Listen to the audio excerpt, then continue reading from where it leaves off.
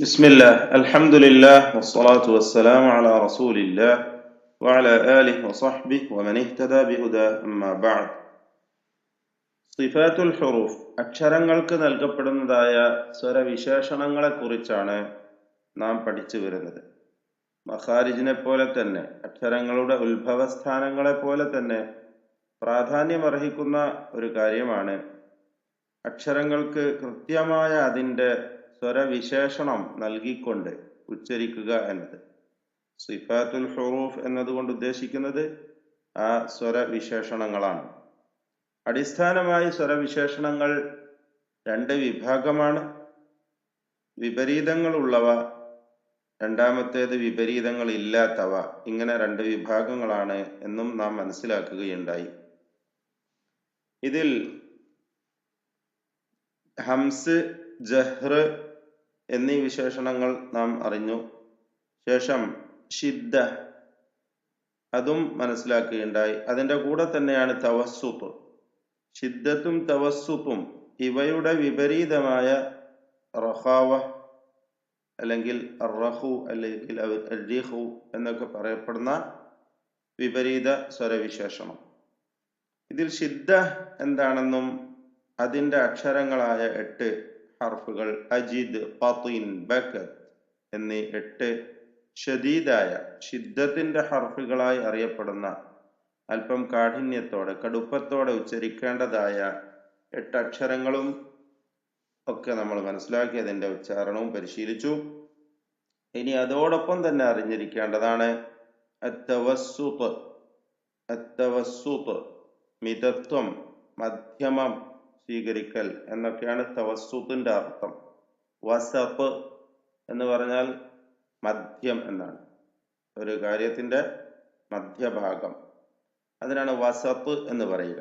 കുന്തും വകദാലിക ജഅൽനാകും ഉമ്മതൻ വസതാ, മധ്യമ സമുദായമാക്കിയിരിക്കുന്നു നിങ്ങളെ എന്ന് ഖുർആൻ പറഞ്ഞു. തവസ്സുത്ത് എന്നതുകൊണ്ട് ഉദ്ദേശിക്കുന്നത് ഐ ബൈന ഷിദ്ദതി വർ-റിഖ്, റഖാവത്തിന്റെയും ഷിദ്ദത്തിന്റെയും ഇടക്ക് ഉള്ള ഒരു സ്വരവിശേഷണമാണ് തവസ്സുത്ത്. മഅനാഹു ഫിൽ ലുഗ അൽ-ഇഅ്തിദാൽ. ഭാഷയിൽ തവസ്സുത്തിന്റെ അർത്ഥം എന്താണ്? ഇഅ്തിദാൽ. നോട്ട് ചെയ്ത് വെച്ചോളൂ കേട്ടോ, നിങ്ങൾക്ക് ഉപകാരപ്പെടും. ഒരുപക്ഷെ സിഫാത്തുൽ ഹുറൂഫിനെ കുറിച്ചുള്ള ക്ലാസ്സുകൾ വിശദമായി മറ്റൊരു സന്ദർഭത്തിൽ കിട്ടിക്കൊള്ളണമെന്നില്ല. ഇതൊക്കെ നമ്മൾ മനസ്സിലാക്കി വെക്കേണ്ട പ്രധാനപ്പെട്ട കാര്യങ്ങളാണ്. മഹാനായ അൽ മർസഫി തന്റെ ഹിദായത്തുൽ ഖാരി എന്ന ഗ്രന്ഥത്തിൽ പറയുന്നതാണ് ഞാൻ വായിക്കുന്നത്. ഭാഷയിൽ തവസ്സുത്ത് കൊണ്ട് ഉദ്ദേശിക്കുന്നത് അൽ-ഇഅ്തിദാൽ, മിതത്വം എന്നാണ്. വഫിൽ ഇസ്തിലാഹ് സാങ്കേതികമായി കൗനുൽ ഹർഫി ബൈന സിഫതൈനി, അക്ഷരം 2 സിഫത്തുകൾക്കിടയിലാവുക എന്നതാണ് ഉദ്ദേശിക്കുന്നത്. ഐ ബൈന സിഫത്തി ഷിദ്ദതി വസിഫത്തി റിഖ് അൽ ആതിയതി ബഅദ്, വരാനിരിക്കുന്ന റിഖ് എന്ന സിഫത്തിന്റെയും അതുപോലെ നാം പഠിച്ചു കഴിഞ്ഞതായ ഷിദ്ദത്തിന്റെയും ഇടക്കുള്ള ഒരവസ്ഥ. ബിഹൈസു യകൂനു ഇൻദ അൻ-നുത്ഖി ബിഹി യൻഹബിസു ബഅദു الصൗതി മഅഹു വയജ്രി ബഅദുഹു വലിദാ സുമ്മിയ മുതവസ്സിതാ. കാരണം ബിഹൈസു യകൂനു ഇൻദ അൻ-നുത്ഖി ബിഹി, ഈ അക്ഷരത്തെ ഉച്ചരിക്കുമ്പോൾ ശബ്ദത്തിന്റെ അല്പഭാഗം ഒരു പിടുത്തത്തോടുകൂടി യൻഹബിസു, അതിനെ ബന്ധിച്ചുകൊണ്ടാണ് ഉച്ചരിക്കപ്പെടുന്നത്. എന്നാൽ വയജ്രി ബഅദുഹു, മറ്റു ഭാഗമാവട്ടെ അതിങ്ങനെ ഒഴിവായി അയച്ചു വിടപ്പെടുകയും ചെയ്യുന്നു. അതുകൊണ്ടാണ് മുതവസ്സിത്ത് എന്ന് ഇതിന് പേര് പറയുന്നത്. വഹുറൂഫുഹു ഖംസ, അതിൻ്റെ അക്ഷരങ്ങൾ എന്താണ്, എത്രയാണ്? 5 അക്ഷരങ്ങളാണ്. ഹുറൂഫു തവസ്സുത്ത് അല്ലെങ്കിൽ മുതവസ്സിത്തായ അക്ഷരങ്ങൾ 5 എണ്ണമാണ്. جمعها الحافظ ابن الجزري في المقدمة والطيبة في قوله لن عمر. ഇബ്നുൽ ജസരി തന്റെ മുഖദ്ദിമയിലും അതുപോലെ തയ്യിബത്തുൻ നഷ്റിലും പറഞ്ഞിരിക്കുന്ന ഈ വാചകത്തിൽ ജുംലയിൽ അടങ്ങിയിട്ടുള്ള ലിൻ ഉമർ എന്ന ജുംലയിലുള്ള 5 അക്ഷരങ്ങൾ ലിൻ ഉമർ ഓർത്തു വെക്കുക. ലിൻ ഉമർ വഹിയ അല്ലാമു വന്നൂനു വൽ ഐനു വൽ മീമു വറാ. അവ ലാമും നൂനും ഐനും മീമും റാഉമാണ്. ഈ അക്ഷരങ്ങൾക്കാണ് തവസ്സുത്തിന്റെ അക്ഷരങ്ങൾ എന്ന് പറയുക.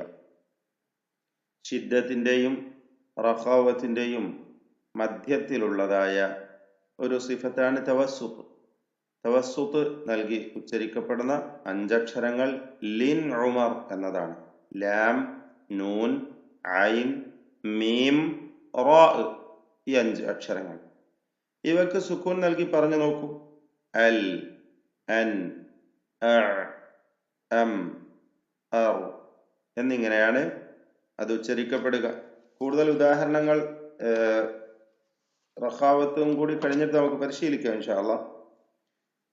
അപ്പൊ ഇതാണ് ഷിദ്ദത്തിന്റെ അക്ഷരങ്ങൾ നമുക്ക് മനസ്സിലാക്കാൻ സാധിച്ചു. അതിന്റെ ഉദാഹരണങ്ങൾ നാം പറഞ്ഞു കഴിഞ്ഞു അല്ലെ. അതിൽ നിന്നും വ്യത്യസ്തമാണ് ഈ അക്ഷരങ്ങളുടെ അവസ്ഥ. എന്നാൽ ഇതിലും അയവോടുകൂടി ഉച്ചരിക്കപ്പെടുന്ന അക്ഷരങ്ങളാണ് റിഖ്വായ അക്ഷരങ്ങൾ, റഖാവത്തിന്റെ ശേഷിക്കുന്ന അക്ഷരങ്ങൾ. 8ഉം 5ഉം കഴിച്ചാൽ ബാക്കി എത്ര അക്ഷരങ്ങളാണ് വരുന്നത്? അവയൊക്കെയും റഖാവത്തിന്റെ അക്ഷരങ്ങളാകുന്നു. ഇൻഷാ അല്ലാഹ് അവയും നമുക്ക് വ്യക്തമായി മനസ്സിലാക്കുകയും അവയുടെ ഉച്ചാരണം പരിശീലിക്കുകയും ചെയ്യാം. ബാറക്കല്ലാഹു ഫീക്കും.